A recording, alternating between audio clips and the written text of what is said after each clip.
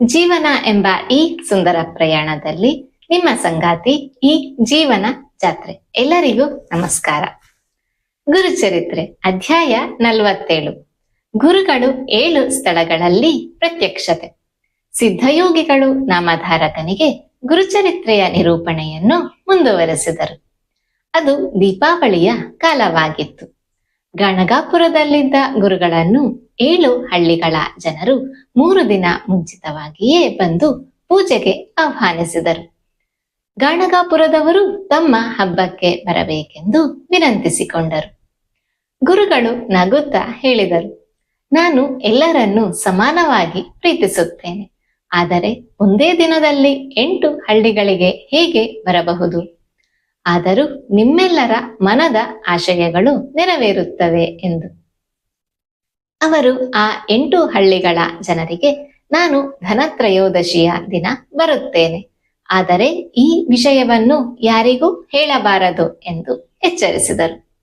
ದೀಪಾವಳಿಯ ದಿನ ಎಲ್ಲರೂ ತಮ್ಮ ತಮ್ಮ ಹಳ್ಳಿಗಳಲ್ಲಿ ಗುರುಗಳ ಆಗಮನಕ್ಕಾಗಿ ನಿರೀಕ್ಷಿಸುತ್ತಿದ್ದರು. ಅದೇ ಸಮಯದಲ್ಲಿ ಗುರುಗಳು ಗಾಣಗಾಪುರದಲ್ಲಿಯೂ ಹಾಗೂ ಆ 7 ಹಳ್ಳಿಗಳಲ್ಲಿಯೂ ಪ್ರತ್ಯಕ್ಷರಾದರು. ಎಲ್ಲೆಡೆ ಭಕ್ತರು ಪಾದಪೂಜೆ ಮಾಡಿ ಗೌರವವನ್ನು ಸಲ್ಲಿಸಿದರು, ದಾನ ಧರ್ಮಗಳಲ್ಲಿ ತೊಡಗಿದರು ಮತ್ತು ಅಪಾರವಾಗಿ ಸಂತೋಷಪಟ್ಟರು.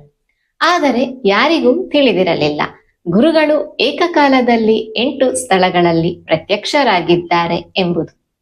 ನಂತರ ಗುರುಪೂರ್ಣಿಮೆಯಂದು ಎಲ್ಲರೂ ಗಾಣಗಾಪುರಕ್ಕೆ ಬಂದು ತಮ್ಮ ತಮ್ಮ ಅನುಭವಗಳನ್ನು ಹಂಚಿಕೊಂಡಾಗ ಅವರಿಗೆ ಆಶ್ಚರ್ಯವಾಯಿತು. ಎಲ್ಲೆಡೆ ಗುರುಗಳು ಪ್ರತ್ಯಕ್ಷರಾಗಿದ್ದರು ಎಂಬುದು ಸ್ಪಷ್ಟವಾಯಿತು. ಗುರುಗಳು ಎಲ್ಲರಿಗೂ ಅವರವರ ಭಾಷೆಯಲ್ಲೇ ಮಾತನಾಡಿಸಿದರು. ಕನ್ನಡ, ಮರಾಠಿ, ತೆಲುಗು ಈ ಎಲ್ಲ ಭಾಷೆಗಳಲ್ಲಿ ಸಹಜವಾಗಿ ಸಂವಾದವನ್ನು ನಡೆಸಿದರು. ಪಂಡಿತರೊಂದಿಗೆ ವೇದಾಂತ ಚರ್ಚೆಯನ್ನೂ ನೆರವೇರಿಸಿದರು. ಇದರಿಂದ ಎಲ್ಲರೂ ಗುರುಗಳ ಅಸೀಮ ಶಕ್ತಿ, ಅನಂತ ಕರುಣೆ ಮತ್ತು ದೈವತ್ವವನ್ನು ಅರಿತು ಭಜನೆ ಕೀರ್ತನೆಗಳನ್ನು ರಚಿಸಿದರು.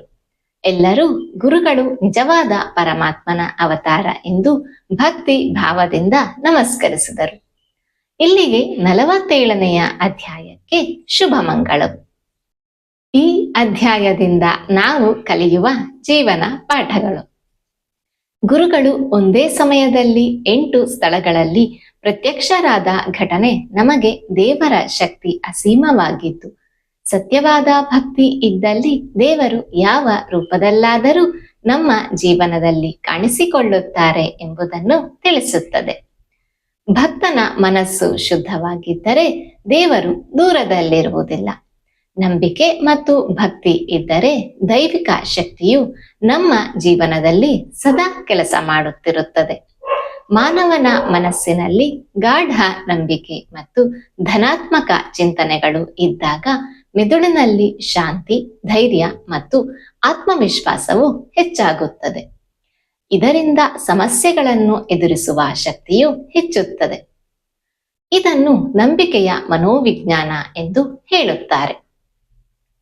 ಗುರುಗಳು ಎಲ್ಲರೊಂದಿಗೆ ಅವರವರ ಭಾಷೆಯಲ್ಲಿ ಮಾತನಾಡಿದರು. ಇದರರ್ಥ ಜೀವನದಲ್ಲಿ ನಾವು ಎಲ್ಲರನ್ನೂ ಸಮಾನವಾಗಿ ಗೌರವಿಸಿ ಅವರ ಮನಸ್ಸು ಅರ್ಥ ಮಾಡಿಕೊಳ್ಳಬೇಕು. ಇದರಿಂದ ಪ್ರೀತಿ, ವಿಶ್ವಾಸ ಮತ್ತು ಏಕತೆಯು ಹೆಚ್ಚುತ್ತದೆ. ನಿಜವಾದ ಭಕ್ತಿ, ಶುದ್ಧ ಮನಸ್ಸು ಮತ್ತು ಎಲ್ಲರ ಮೇಲಿನ ಸಮಾನ ಪ್ರೀತಿ ಇದ್ದರೆ ದೈವಿಕ ಕೃಪೆಯು ನಮ್ಮ ಜೀವನವನ್ನು ಸದಾ ಮಾರ್ಗದರ್ಶಿಸುತ್ತದೆ. ಧನ್ಯವಾದಗಳು. ಶ್ರೀ ದತ್ತಾತ್ರೇಯಾರ್ಪಣಮಸ್ತು. ಸಬ್ಸ್ಕ್ರೈಬ್ ಮಾಡಿ. ಇದು ಕೇವಲ ಚಾನಲ್ ಅಲ್ಲ, ಇದು ನಿಮ್ಮ ಜೀವನ ಜಾತ್ರೆ. ಸರ್ವೇ ಜನ ಸುಖಿನೋ ಭವಂತು.